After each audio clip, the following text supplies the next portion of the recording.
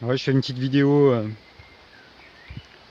courte vidéo, entre mes épisodes primitives, de série primitive.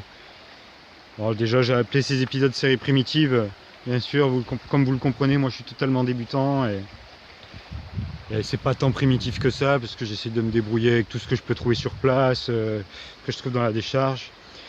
Et là je suis venu au bord de la Couspavin, donc elle se trouve ici, elle a énormément monté, avec toutes les pluies qu'il y a eu ces derniers temps. Et encore je trouve que ça va, là elle a dû redescendre.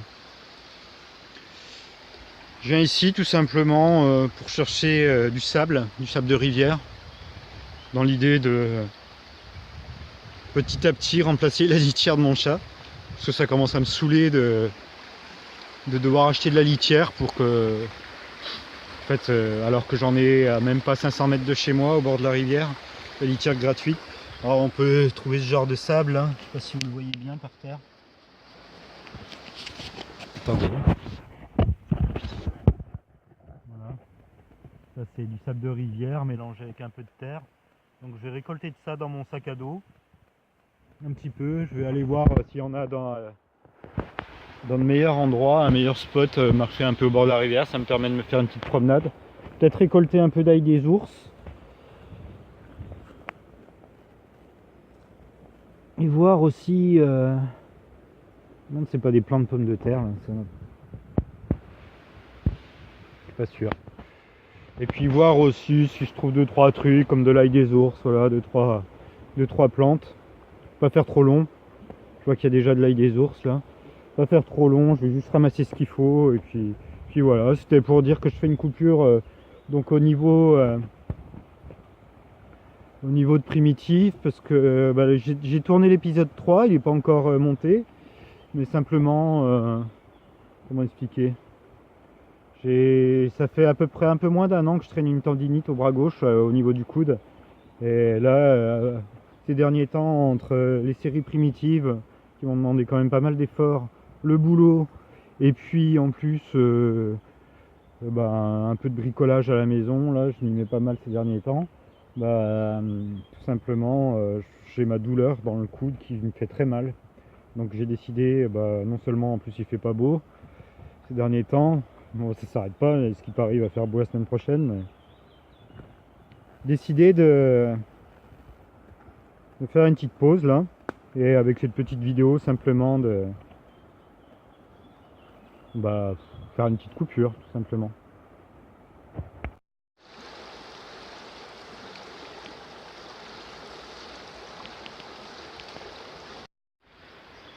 Alors ici on voit que l'eau est montée, vraiment pas mal, sur cette butée je pense. Tous ces tubes que vous voyez, et donc cette plante, elle s'appelle la renouée du Japon. C'est une plante un peu invasive, donc qui vient du Japon, comme le dit son nom. Si on l'appelle comme ça, c'est parce que ça a un peu des formes de bambou, c'est complètement creux à l'intérieur là, comme des bambous en fait. Et ça fait penser un peu à de la rhubarbe quand on regarde. Et ces plantes sont comestibles. Mais de préférence, comme beaucoup de plantes en cueillette, en jeunes pousses, qui vont se présenter. Bah là, vu que ça a été tout aplati, c'est un peu dur à reconnaître. Mais voilà, ça pousse. Et regardez, en fait, là-bas, tout ça, c'en est. Le gros tavers, là, on peut le voir, c'en est. Bon, je vais pas traverser la rivière en basket. Mais voilà, la renouée du Japon, vous pouvez le savoir. Donc, on peut manger un peu la base, les feuilles, le tube. Il y en a même qui s'amusent à faire des sortes de tubes farcis, en fait. Hein, de prendre la farce et la foutre dans les tubes et puis de mettre ça au four. Alors ça à éviter en grande quantité parce que c'est quand même une plante qui absorbe toute pollution en fait, toute source de pollution. C'est une vraie éponge au niveau de la pollution, on est non loin d'un champ. Bon, la rivière est assez propre mais quand même. Voilà. Là il y a un gros tas de sable en fait, tout ça c'est du sable de rivière.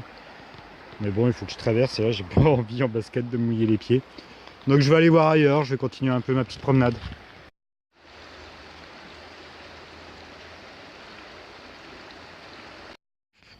Alors, on voit qu'il y a des gens qui s'amusent un peu là, il y a comme un banc qui a été fabriqué sur du bois coupé, assez solide ma foi. Enfin, il va être un peu vieux quand même. Et ce qui est curieux, c'est qu'il n'y a pas tant de choses que ça autour. Une petite corde là. Et si on s'avance un peu plus loin là-bas, il y a comme une tente qui a été submergée par les eaux. On voit que l'eau est montée jusqu'ici, hein, parce que c'est tout couché.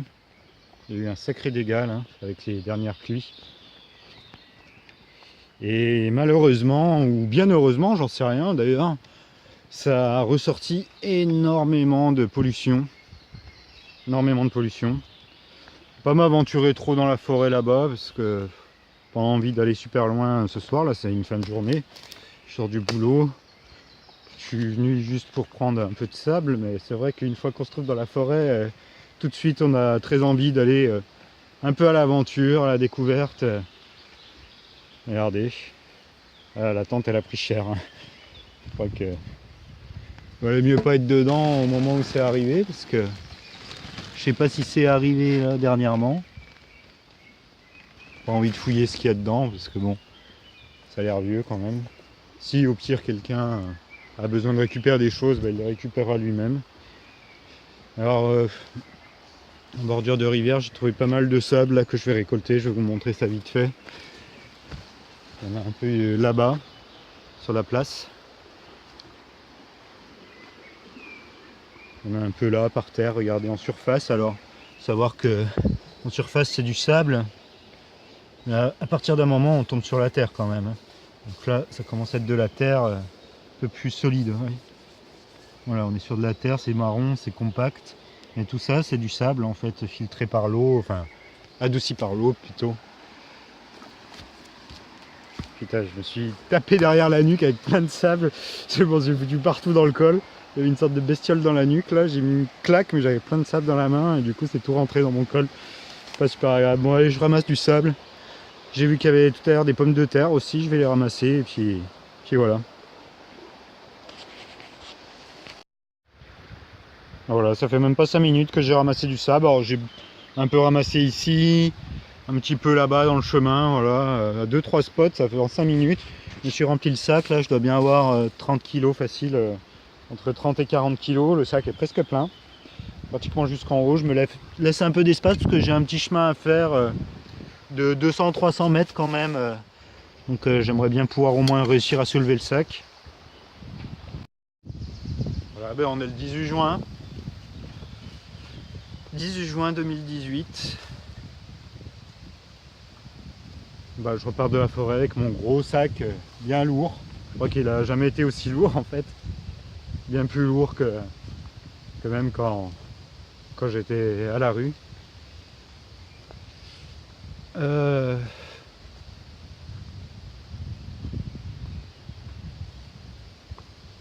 Bah, prochainement j'espère pouvoir refaire des vidéos primitives parce que j'aimerais bien que ma tendinite se calme, voire se guérisse, mais bon à ce qui paraît il faut quand même avoir un bon mois de repos sans rien faire. Donc vu que moi j'aime pas, je me mets pas en arrêt maladie, tout ça c'est très chiant. Là, je suis dans une période encore dite d'essai, donc c'est pas évident. Encore des plants de patates qui ont été jetés là de manière sauvage. Bon, encore une fois une petite décharge en bordure de chemin là-bas, là où on voit rien au bout du chemin, ça commence à être la civilisation. Là on a un champ cultivé, à 200-300 mètres on a la Couze qui coule. Ça reste un joli spot, un joli endroit, mais malheureusement avec la montée des eaux plus les décharges, ça a pas mal fait remonter la pollution. Alors regardez simplement ça, cet accès en fait est un égout qui mène à la ville. Il est rempli, bon on le voit pas super bien, mais rempli de bidons, de bouteilles, de plastique. Moi un jour j'aimerais bien pouvoir avoir le temps de venir un peu nettoyer toute cette merde.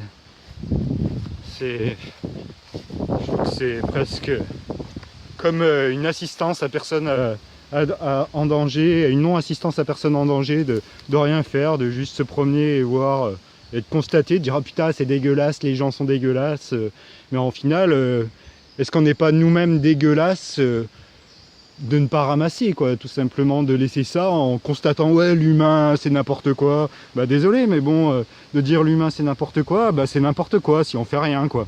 Si on fait rien pour changer l'humain, si on fait rien pour changer nous-mêmes, nous-mêmes on est des humains, il y a du bon, du mauvais partout et dans tout le monde. Et c'est important, je pense, juste d'agir, même si des gens diront ouais c'est n'importe quoi, de toute manière tout est pollué, tout est, quoi qu'on fasse c'est fini. Bah non. Donc voilà, c'est des petits pas, des petits pas qui font en sorte qu'on avance petit à petit sur le chemin. C'est pas en courant comme un taré sur 100 mètres qu'au final on va avancer des kilomètres et des kilomètres. Ça veut rien dire. Donc c'est vraiment des petits pas, c'est une sorte de petit marathon, une promenade d'endurance, je sais pas comment dire ça. Mais quoi qu'il en soit, ne rien faire, ça sert à rien, c'est sûr. Faire des petites choses, ça sert toujours. Et Gandhi a dit, si tu veux que les choses changent, sois changement. Tout simplement. Au lieu d'acheter une pizza, bah faites-la vous-même. Si vous trouvez des papiers, des plastiques par terre, bah ramassez-les. Même si on se fout de votre gueule, moi on s'est foutu de ma gueule à mon travail parce que je ramassais des morceaux de silicone qu'un mec venait de jeter. Il m'a dit oh c'est bon, tu peux laisser par terre. Je fais bah non, toi tu peux laisser par terre peut-être, mais moi je peux pas te laisser mettre ça par terre. Ça va mettre 10 000 ans à se réduire dans la nature. Je suis désolé, mais qu'est-ce que ça coûte de prendre ce morceau de silicone, de le foutre dans la poubelle, tout simplement. Et encore, là, même s'il va aller dans une poubelle et après, bah, où est-ce que ça va aller? Bah, dans des endroits qu'on pollue également, mais bon, c'est difficile. C'est un combat.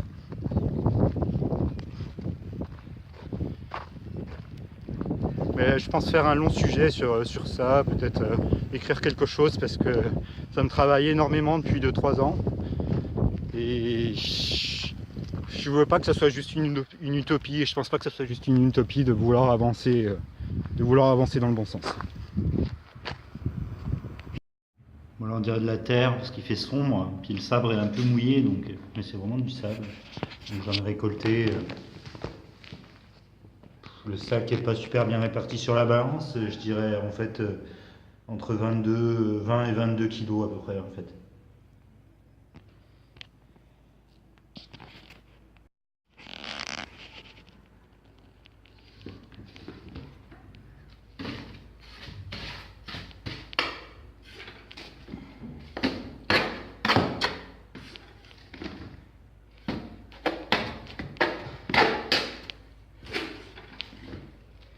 Donc voilà, j'ai 20 kilos de litière gratuite, à savoir que celle que j'achète, je ne vais pas citer le nom du magasin, mais voilà, celle que j'achète en général, il y en a pour 4,50 € les 10 kilos.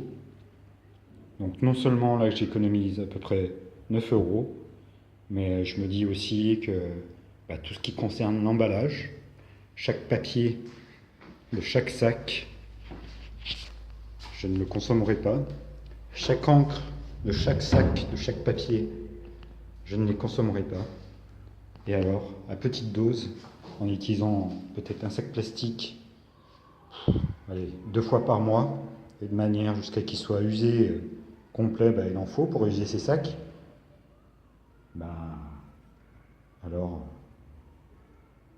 j'avance petit à petit vers quelque chose de mieux.